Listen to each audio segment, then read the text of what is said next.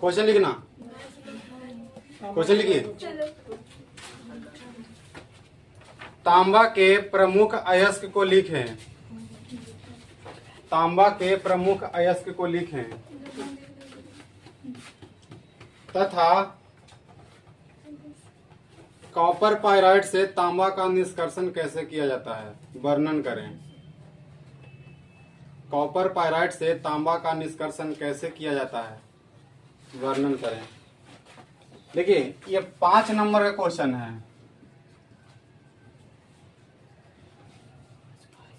Long question है।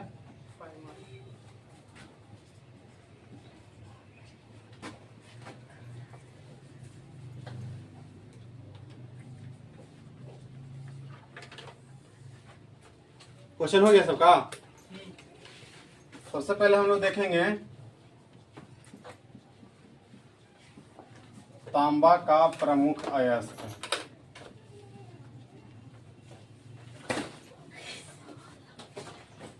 पहला है कॉपर पाइराइट। पहला क्या है? Copper pyrite, CuFeS2। Copper pyrite का फॉर्मूला क्या होता है? दूसरा है कॉपर ग्लांस, इसको कहते हैं कॉपर सल्फाइड भी कहते हैं, कॉपर सल्फाइड, Cu2S। तीसरा है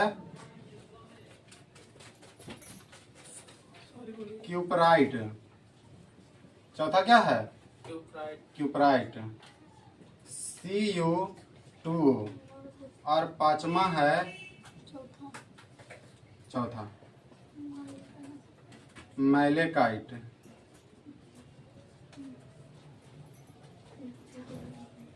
CuCO3 इंटू CuOH का होल 2। ठीक है। देखिए कॉपर पाइराइट को कैल्को पाइराइट भी कहते हैं, कैल्को पाइराइट। चलिए समझिएगा। ऑब्जेक्टिव में भी पूछेगा कि निम्नलिखित में कौन तांबा का अयस्क है। ऑप्शन रहेगा, उसमें कोई एक रहेगा, आपको पहचानना पड़ेगा। समझा ना बात? याद कीजिएगा। तांबा का प्रमुख अयस्क कौन कौन है? कॉपर पाइराइट, फॉर्मूला क्या होता है? CuFeS2। दूसरा है कॉपर ग्लांस, इसको क्या कहते हैं? Copper sulphide, Cu2S। और तीसरा क्या है? Cuprite, Cu2। और चौथा क्या है? मैलेकाइट। चौथा क्या है? मैलेकाइट, CuCO3 इंटू CuOH का होल 2। OH का याद हो रहा है? किसी को भी बोर्ड पे बुलाएंगे, पांचों लिखवाएंगे, कितना है? चारों लिखवाएंगे। बात सुना रहा है? लास्ट टाइम देखना है। कॉपर पाइराइट का फॉर्मूला क्या होता है? CuFeS2। दूसरा क्या है? कॉपर ग्लांस, फॉर्मूला क्या होता है? Cu2S। और तीसरा क्या है? क्यूपराइट। तीसरा क्या है? क्यूपराइट। क्यूपराइट का फॉर्मूला क्या होता है? Cu2। और चौथा क्या है? मैलेकाइट। मैलेकाइट का फॉर्मूला क्या होता है? CuCO3 इंटू OH का होल 2। बताइए कौन सुना सकते हैं पूरा बात? सुना देंगे लेकिन सब भूल गए? फिर से copper pyrite CuFe, copper glance Cu2S। और तीसरा है क्यूपराइट Cu2। और चौथा क्या है? मैलेकाइट CuCO3 इंटू CuOH का होल 2। क्लियर है? हम लोगों को कहता क्वेश्चन में क्या कि तांबा के प्रमुख अयस्क को लिखता था कॉपर पाइराइट से तांबा के निष्कर्षण का वर्णन करें। इतना लिखिएगा, 2 नंबर मिलेगा। पूरा वर्णन कीजिएगा, 3 नंबर मिलेगा। 5 नंबर का टोटल क्वेश्चन आता है। समझ आ रहा है? चलिए ये वाला खुद से लिख लीजिएगा कि लिखवा दें? लिखवा दें। हाँ तुम लोग तो CuFe, अगला बोलिएगा Cu2S। और तीसरा क्या है? और चौथा क्या है? OH का होल 2। क्लियर है? चलिएगा अब हम लोग अगला पॉइंट इसका देखते हैं। अब आता है कि कॉपर पाइराइट से तांबा का निष्कर्षण कैसे किया जाता है। तो कॉपर पाइराइट से तांबा का निष्कर्षण निम्नलिखित विधि के द्वारा किया जाता है। ठीक है,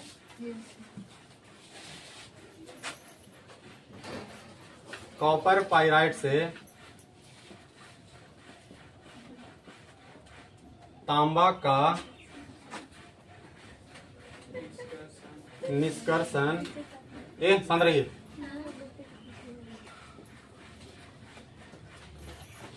निम्नलिखित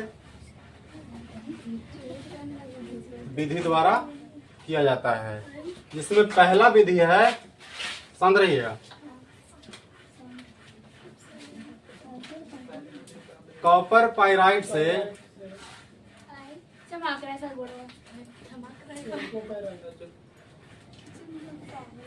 तांबा का निष्कर्षण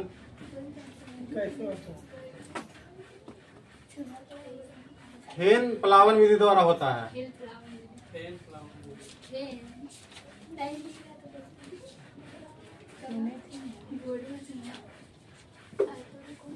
फेन प्लावन विधि द्वारा किया जाता है। पहला पॉइंट समझा या बताइएगा, कॉपर पाइराइट से तांबा का निष्कर्षण किस विधि द्वारा किया जाता है, या झाग उत्प्लावन भी हम लोग कह सकते हैं। ठीक है, दूसरा इसका है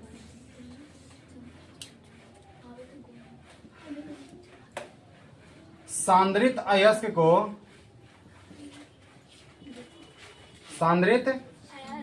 को परिवर्तनी वाद्य भट्टी में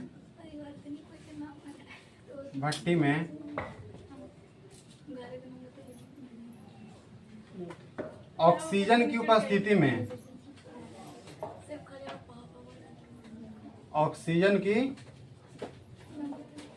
उपस्थिति में गर्म करते हैं तो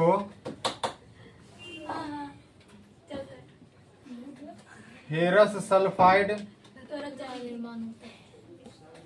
समझ नहीं आ रहा तुम लोग को, फेरस सल्फाइड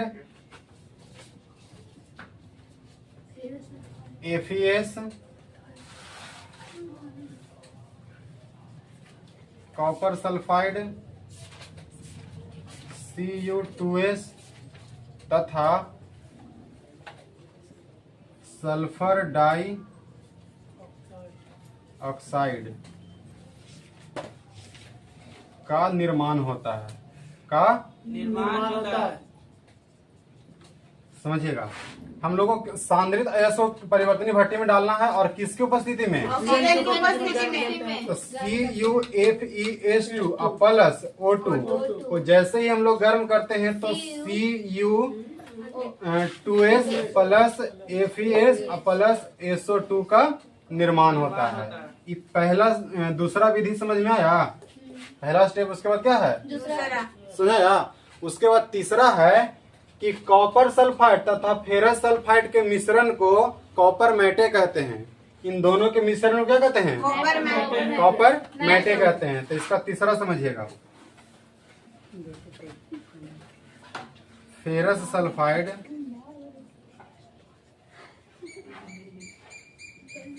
तथा कॉपर सल्फाइड के मिश्रण को क्या कहते हैं, कॉपर मैटे कहते हैं।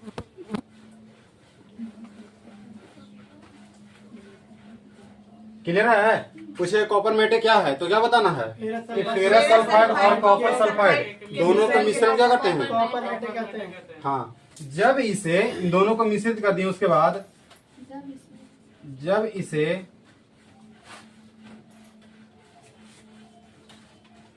वाद्य भट्टी में बालू, हाँ, बालू का फॉर्मूला क्या होता है, सिलिकॉन ऑक्साइड। ठीक है, SiO2। वाद्य भट्टी में बालू और कोक, कार्बन, हाँ वही कोयला, बालू और कोक के साथ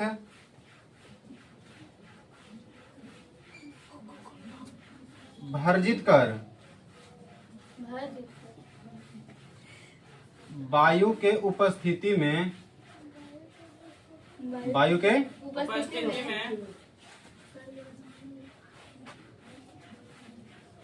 गर्म करते हैं तो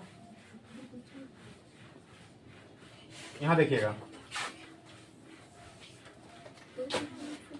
देखिए फेरस सल्फाइड तथा कॉपर सल्फाइड के मिश्रण को क्या कहते हैं? कॉपर मैटे कहते हैं। जब इसे बाध्य भट्टी में बालू और कोक के साथ भर्जित कर वायु के उपस्थिति में गर्म करते हैं तो फेरस ऑक्साइड और कॉपर ऑक्साइड का निर्माण होता है। किसका किसका निर्माण होता है? फेरस ऑक्साइड और कॉपर सल्फाइड का निर्माण होता है। चलिए उसके बाद हम लोग पैराग्राफ चेंज करके फेरस ऑक्साइड को फेरस ऑक्साइड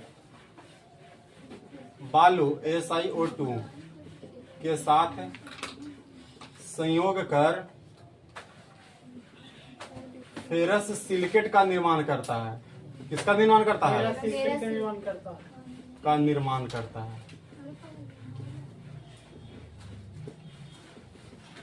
जो धातुमल होता है। बताइए फेरस सिलिकेट क्या होता है?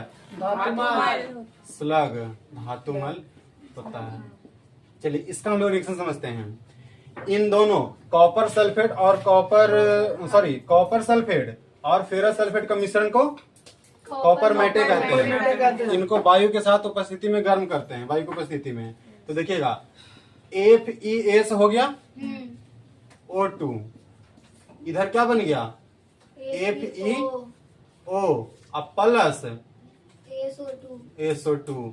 इसको हम लोग करते हैं Cu2S प्लस O2, इधर क्या बन गया? Cu2 अब प्लस SO2। अब कहता है कि जो फेरस ऑक्साइड है वो किसके साथ संयोग करता है? बालू के साथ। तो फेरस ऑक्साइड ये वाला है, SiO2 के साथ अभिक्रिया करता है तो FeSiO3 का निर्माण करता है। इसी का नाम क्या है? Ferrous silicate. इसका नाम क्या है? Ferrous silicate. और फेरस सिलिकेट क्या है? धातुमल है। ये तीनों पॉइंट क्लियर हुआ? तीनों पॉइंट क्लियर हुआ ना? पहला कहता है कि निष्कर्षण का पहला विधि कॉपर पैराइड से तांबा का निष्कर्षण फिर उत्प्लावन विधि द्वारा होता है। दूसरा में है कि सांद्रित अयस्क को परिवर्तनीय भट्टी में ऑक्सीजन की उपस्थिति में गर्म करते हैं तो फेरस सल्फाइड और कॉपर सल्फाइड का निर्माण करता है। फेरस सल्फाइड और कॉपर सल्फाइड तथा सल्फर डाइऑक्साइड का निर्माण करता है। देख रहे हैं ना? कॉपर सल्फाइड, फेरस सल्फाइड और सल्फर डाइऑक्साइड का निर्माण करता है। कॉपर सल्फाइड और फेरस सल्फाइड के मिश्रण को कॉपर मैटे कहते हैं। जब इसे बाध्य भट्टी में बालू और कोक के साथ भर्जित करते हैं और वायु की उपस्थिति में गर्म करते हैं तो फेरस ऑक्साइड और कॉपर ऑक्साइड का निर्माण होता है। और फेरस ऑक्साइड बालू के साथ संयोग कर किसका निर्माण करता है? फेरस सिलिकेट का निर्माण करता है। फेरस सिलिकेट का निर्माण करता है जो क्या होता है? धातुमल होता है। देखिए हम लोग को ये वाला हो गया क्लियर कि फेरस सल्फेट किसमें बदल गया? फेरस ऑक्साइड में। कॉपर सल्फेट किसमें बदल गया? कॉपर ऑक्साइड में। और फेरस सल्फेट है जो बालू से संयोग कर किसका निर्माण करता है? फेरस सिलिकेट का निर्माण करता है। क्लियर समझो यहाँ? इसका अगला पॉइंट देखिएगा, चौथा। क्यूप्रस सल्फाइड और बचे हुए फेरस ऑक्साइड को बेशेमार परिवर्तन भट्टी में भर्जित करते हैं तो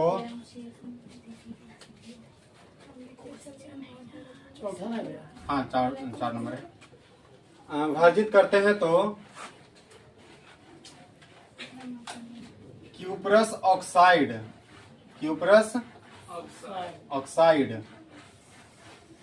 और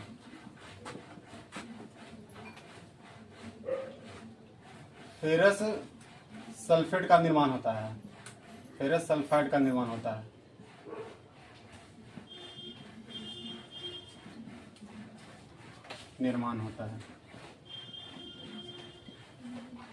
चलिए यहां से मेन बात अब है शुरू हो रहा है कि क्यूप्रस ऑक्साइड और क्यूप्रस सल्फाइड आपस में संयोग कर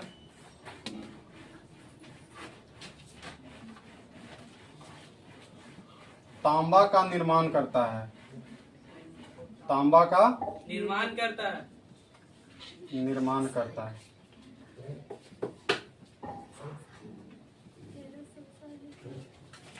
जो 98% शुद्ध होता है, जिसे फफोलेदार तांबा कहते हैं। फफोलेदार तांबा कहते हैं।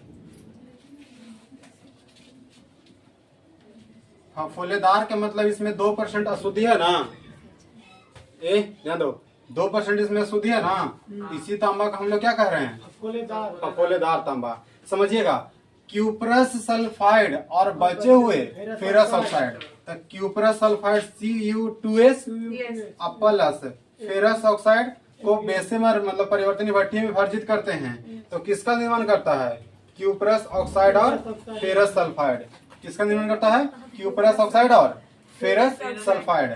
अगला कहता है कि क्यूप्रस ऑक्साइड और क्यूप्रस सल्फाइड, तो क्यूप्रस ऑक्साइड और क्यूप्रस सल्फाइड आपस में संयोग कर कॉपर का निर्माण करता है, तांबा का निर्माण करता है।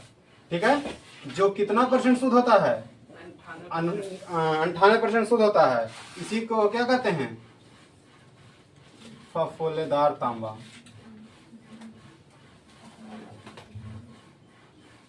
बात समझ में आया?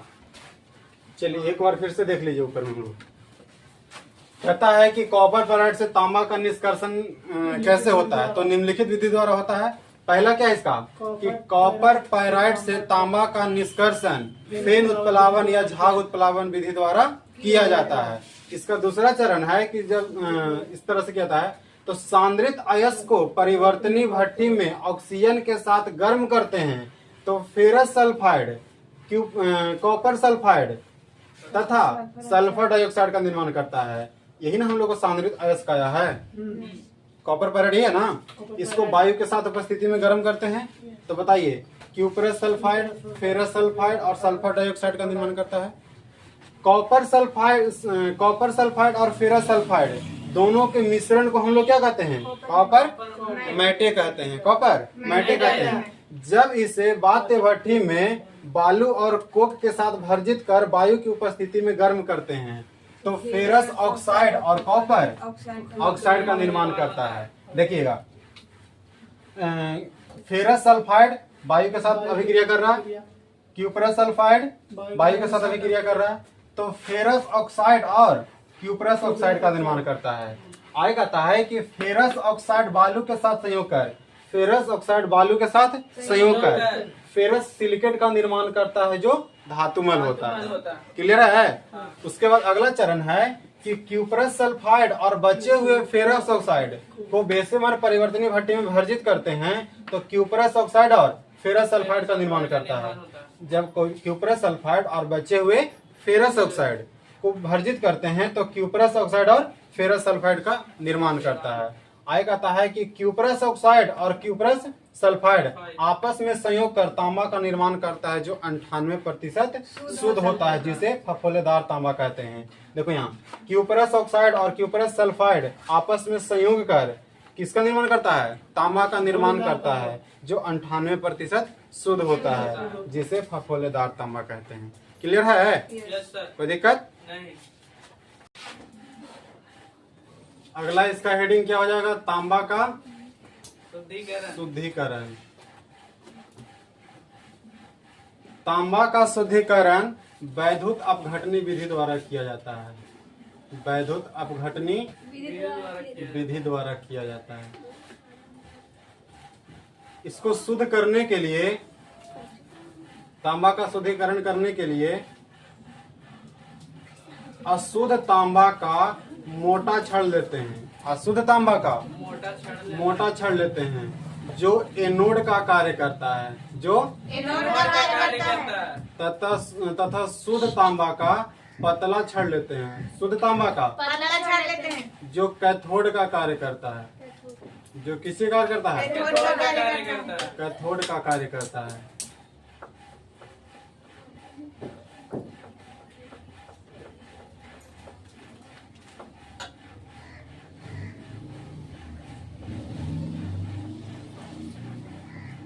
और इसमें एक अम्लीकृत जलीय घोल का प्रयोग करते हैं।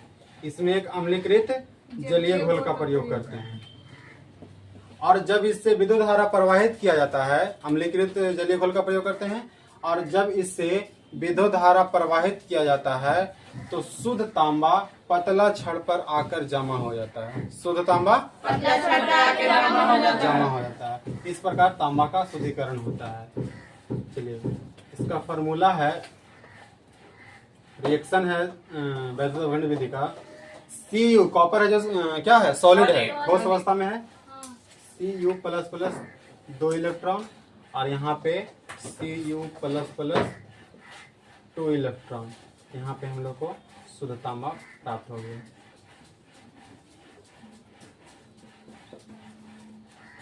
क्लियर है?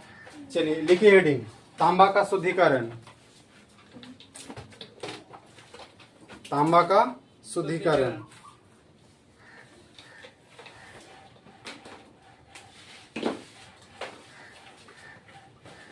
डैश देख लिखिएगा। तांबा का शुद्धिकरण वैद्युत अपघटनी विधि द्वारा किया जाता है।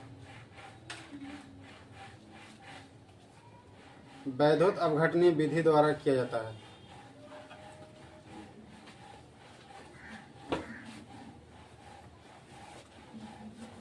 तांबा का शुद्धिकरण वैद्युत अपघटनी विधि द्वारा किया जाता है। पैराग्राफ चेंज करके, तांबा का शुद्धिकरण करने के लिए, तांबा का शुद्धिकरण करने के लिए, शुद्धिकरण करने के लिए अशुद्ध तांबा का मोटा छड़ लेते हैं। अशुद्ध तांबा का मोटा छड़ लेते हैं, जो एनोड का कार्य करता है। जो एनोड का कार्य करता है। जो एनोड का कार्य करता है।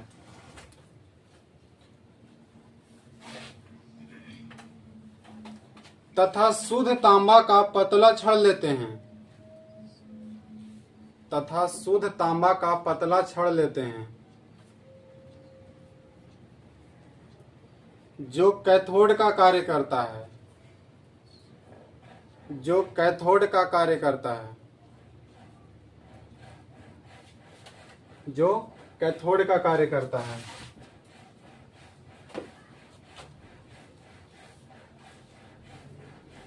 कार्य करता है। और इसमें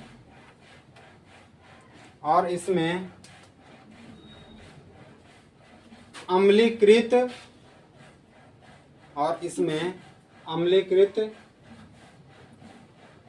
जलीय घोल का प्रयोग करते हैं। इसमें अम्लीकृत जलीय घोल का प्रयोग करते हैं, जो वैद्युत अपघट्य का कार्य करता है। अम्लीकृत जलीय घोल का प्रयोग करते हैं। अमृत अम्लीकृत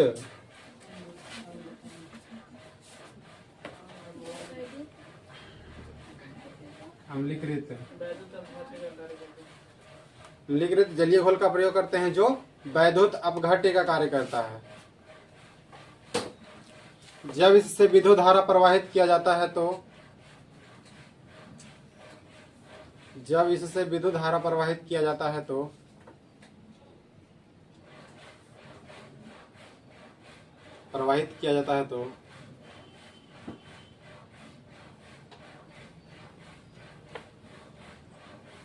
जब इससे विद्युत धारा प्रवाहित किया जाता है तो शुद्ध तांबा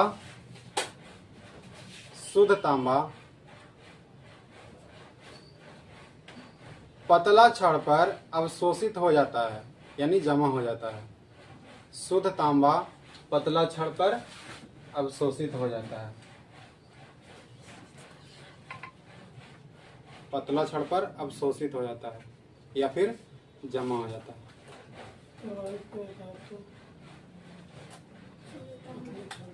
बगल में से